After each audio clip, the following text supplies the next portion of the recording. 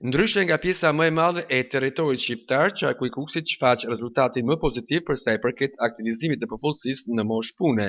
me vetëm 22.3% të shkallë inaktiviteti. Ky qark renditit i pari në vend, duke u distancuar ndjeshëm nga mesatarja kombëtare, e cila është dukshme më e lartë. Inaktiviteti në punësim i referohet përqindjes së popullsisë në moshë pune që nuk është as e punësuar dhe as në kërkim aktiv të një vendi pune.